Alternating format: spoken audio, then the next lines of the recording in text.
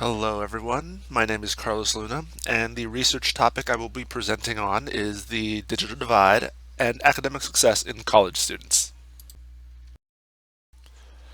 My research question is as follows. What is the role that the digital divide plays in the academic success of college students? While still being a rather broad question, it is still one that has merit. Additionally, my sub-questions will explore two other parts of the digital divide issue.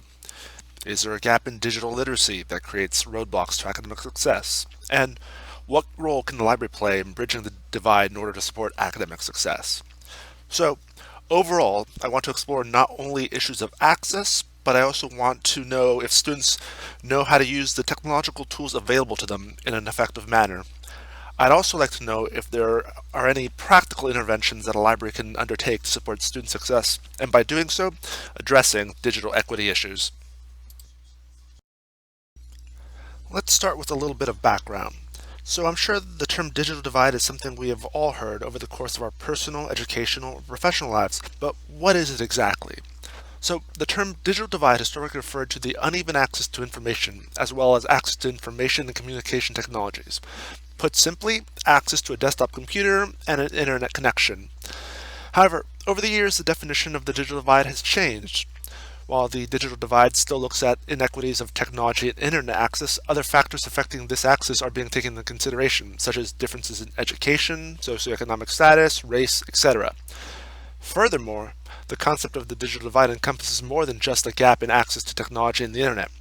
It can include the concept of digital literacy and the varying degrees to which people are familiar with how to utilize technological tools in an effective and empowering manner. So, activities such as writing a tweet, posting a picture on Facebook or Instagram, or even sharing a video on Snapchat may show some very basic digital literacy, but it's more of a passive example of how the technology can be utilized in an effective manner. In early 2000, the Pew Research Center began to systematically track internet usage in the United States. Around that time, about half of all adults were already online.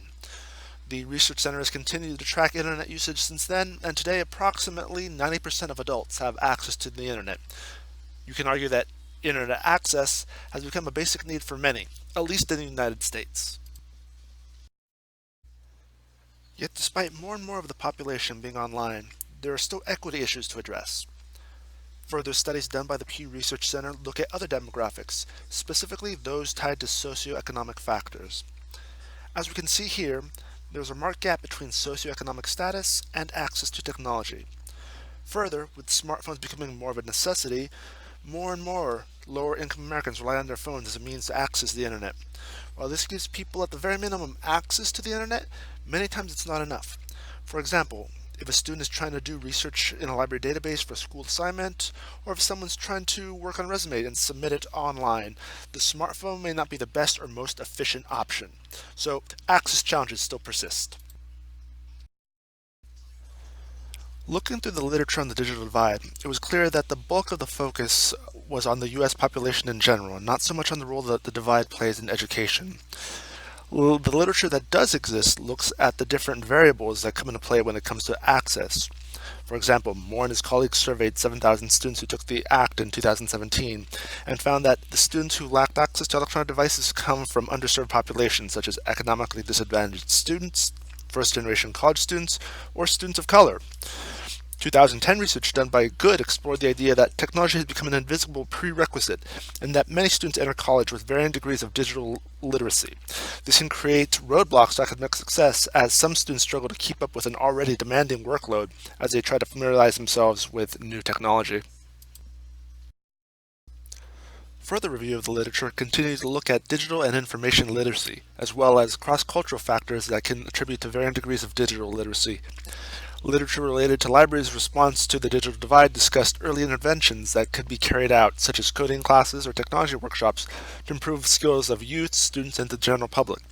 Despite all this, the existing literature has only scratched the surface into looking at the role the divide plays in education.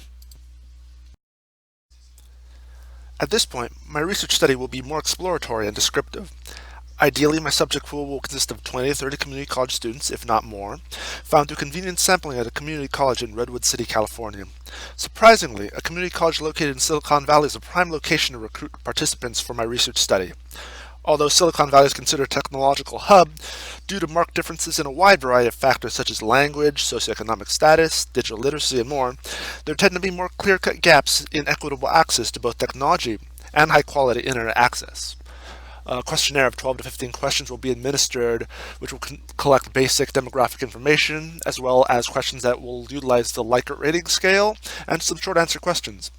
Additionally, I'd like to include some questions that will determine if a student is familiar with technology resources already available in the library, as well as requests for feedback on what sort of technology and support for technology students find the most helpful for their classes. I will be using Novi Survey to create, distribute, compile, and analyze completed questionnaires. The completed questionnaires will help establish common themes related to the challenges students face due to the digital divide. I chose Novi Survey because it's an easy-to-use software that has a variety of features such as built-in robust email distribution, language support. More importantly, it's a standard survey software that is used at the college from which I will be recruiting participants. A few things to consider. Informed consent and privacy concerns that may come from answering the questionnaire. These ethical issues can be minimized by using an electronic format questionnaire with an informed consent form built in, as well as creating questions that don't collect personally identifiable information. Rather, general themes and patterns from the overall research will be available instead. Convenient sampling will not be representative of the population at large. Yet despite that, it can still be somewhat representative of the local student community where the questionnaire was collected. Access may be an issue that comes up during the research if an electronic questionnaire is utilized. A potential working solution would be to have physical copies of the questionnaire with an adjusted informed consent statement at the top stating that filling out the questionnaire constitutes consent to participating in the research, perhaps also having the questionnaire in another language too.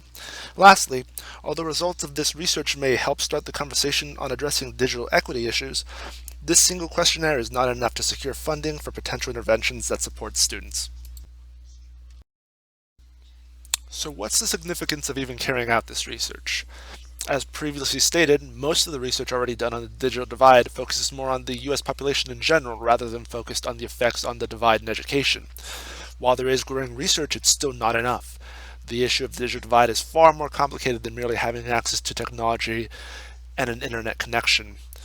I'm hoping that the research study that I do can help continue to explore and describe the digital equity issues that continue to grow in education.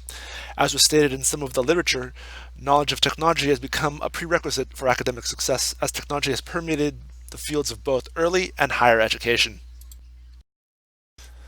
In conclusion, I'm hoping that my research can help show the impact that the digital divide has on college students, particularly for the ones at the community college that the participants will be drawn from.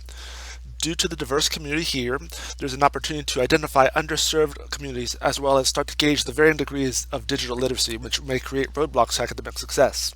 Additionally, information collected from this research can help support other programs that focus on advocating for underrepresented and/or at-risk populations. On a personal note, I think that understanding the problem of the divide isn't enough. Coming up with both innovative and practical interventions provided by the library can truly remove barriers to academic success. It's my job as a library staff member, a student, and a future information professional to advocate for the community that I serve through action rather than just talk.